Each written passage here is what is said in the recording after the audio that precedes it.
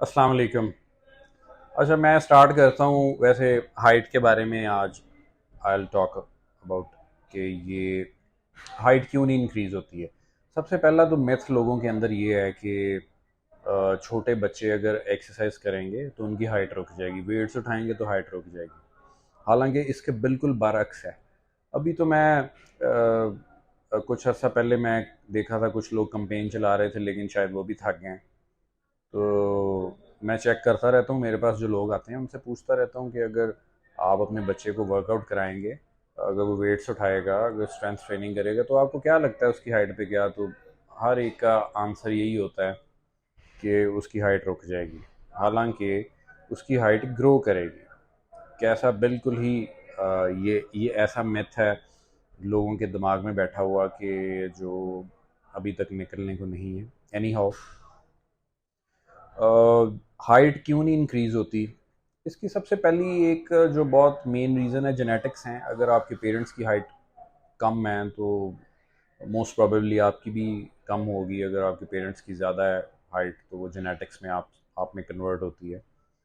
दूसरा ये कि आपको बहुत लेट जाके पता लगता है कि आपको हाइट के बारे में कुछ करना है, क्योंकि 18 से 19 साल 20 साल तक हड्डियों की जो ग्रो करने की कैपेबिलिटी या ऑसिफिकेशन हो जाती है हड्डियों की, वो कंप्लीट हो जाती है। हड्डियों का जो स्ट्रक्चर है वो मतलब बंद हो जाता है, एक तरह से वो ग्रो करना बंद बंद हो जाएंगी। वर्टिकली वो ग्रो करना, हड्डियां जो हैं वो बंद हो जाएंगी।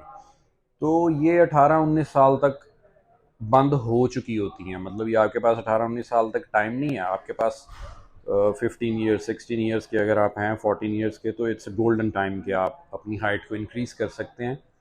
कैसे कर सकते हैं?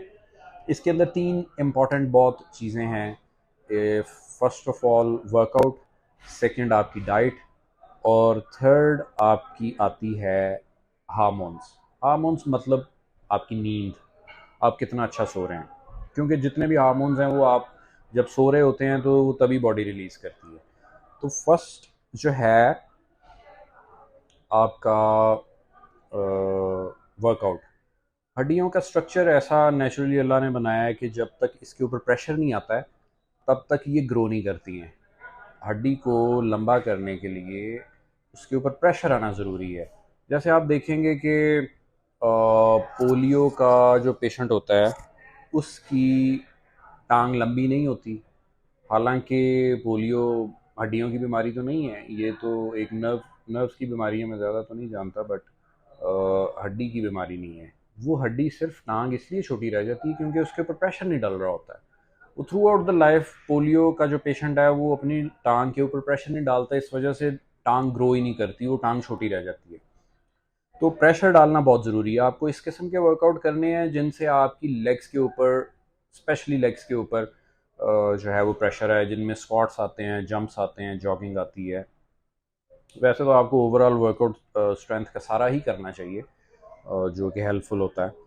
सेकंड, आपकी जो प्रोटीन इनटेक है, it should be very fine.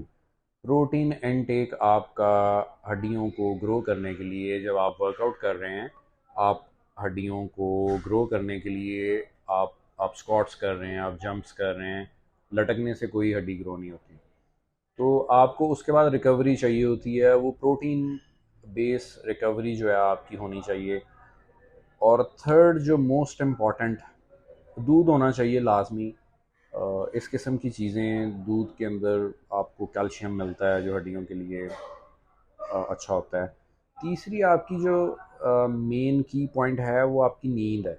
अगर आप रात को टाइम पे सो नहीं रहे हैं तो बॉडी क्योंकि हार्मोन्स को रिलीज़ करती है जब आप सो रहे होते हैं। तो अगर आप सो ही नहीं रहे हैं तो हार्मोन्स नहीं रिलीज़ हो रहे हैं, बॉडी उनको बना नहीं रही है।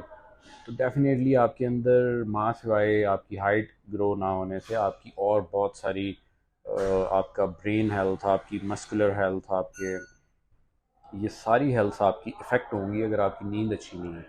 तो ये तीन चीज़ें हैं जिनको आप अगर फोकस करें तो आप अपने बच्चों की, या अगर आप खुद इस एज में हैं, आप खुद ये वीडियो देख रहे हैं, तो आप कर सकते हैं सिर्फ तीन चीज़ें: आपके वर्कआउट, आपकी डाइट और आपकी अच्छी नींद।